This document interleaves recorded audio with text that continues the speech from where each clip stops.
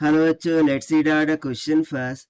One end of a string of length L is connected to a particle of mass m and the other end is connected to a small peg on a smooth horizontal table. If the particle moves in a circle with a speed v, the net force on the particle directed towards center will be. तो देखिए यहाँ basically question में क्या बोल रहा है कि एक टेबल है, उस पर इस तरीके से एक पेग रखा गया है। इस पेग से, ठीक है ना, एक स्ट्रिंग जोड़ दी गई है। किससे? एक पार्टिकल से लेट सपोज कि ये पार्टिकल हो गया, ठीक है, ये क्या हो गया? पार्टिकल। और ये हो गया हमारा पेग, और इसको हमने एल लेंथ की स्ट्रिंग के द्वारा इस तरीके से कनेक्ट कर दिया है। सो वो टेबल पर इस तरीके से सर्कुलर मोशन करता है, ठीक है, विथ स्पीड ऑफ v, ठीक है ना। उसकी स्पीड क्या है? v। सो हमें फाइंड आउट करना है the net force on the particle, जो कि बेसिकली टूवर्ड द सेंटर है, वो कितनी होंगी। सो स्टार्ट करते हैं सोल्यूशन से, but before of its let's talk about the key concept which we are going to use here for this question.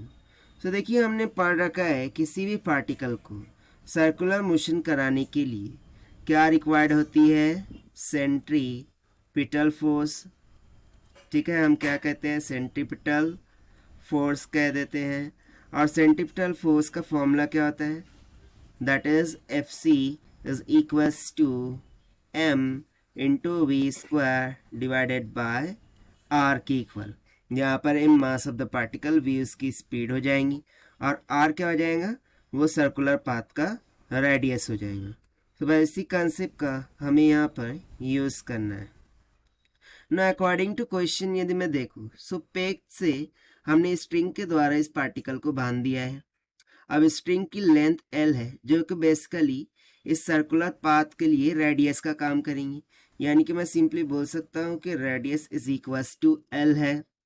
सो देखिए, ये जो पार्टिकल है ये बेसिकली पेग के द्वारा सर्कुलर मोशन हो रही है इसकी, और ये क्यों हो रही है? Because of centripetal force. So क्या मैं बोल सकता हूँ कि centripetal force for that particle will be M V square divided by L हो जाएगा, क्योंकि यहाँ पर रेडियस क्या है? एल। बट बेसिकली ये जो सेंट्रीपिटल फोर्स है ये डायरेक्ट तो लगेंगी नहीं, ठीक है, ये कोई ना कोई तो कंपोनेंट ऐसा है जो कि इसको सेंट्रीपिटल फोर्स प्रोवाइड कर रहा है। सो देखिए, ये पेग से पार्टिकल तक ये जो स्ट्रिंग है इसमें कुछ ना कुछ तो भी टेंशन लग रहा होगा, क्योंकि जब ये इस तरीके से सर्कुलर मोशन करेगा तो इसमें क्या लग जाएगा? टेंशन लग जाएगा।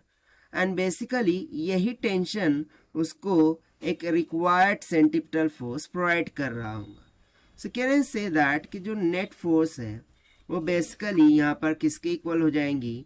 M V square divided by L. और ये सेंट्रीपिटल फोर्स किसके द्वारा प्रोवाइड की जा रही है? टेंशन के द्वारा।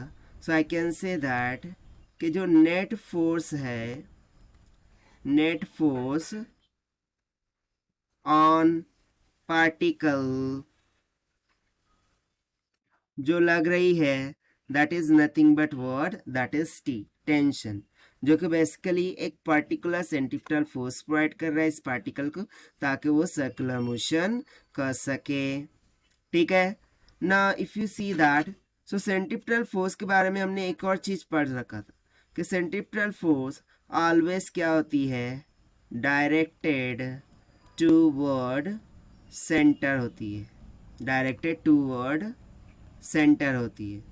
और देखिए, अकॉर्डिंग टू क्वेश्चन यही तो बोल रखा था कि उस फोर्स का नाम बताइए जो कि डायरेक्टेड टूवर्ड द सेंटर होंगी, और वही ये क्या हो रही, वो क्या आ रही है? Centripetal force. Centripetal force equal है टेंशन इनटू द स्ट्रिंग के, ठीक है। सो यहाँ पर हम सिंपली बोल सकते हैं कि वो जो नेट फोर्स लग रही है पार्टिकल पर, जिसके कारण से वो पार्टिकल मूव कर रहा है सर्कल में, वो क्या हो गया है? टेंशन हो गया है, ठीक है।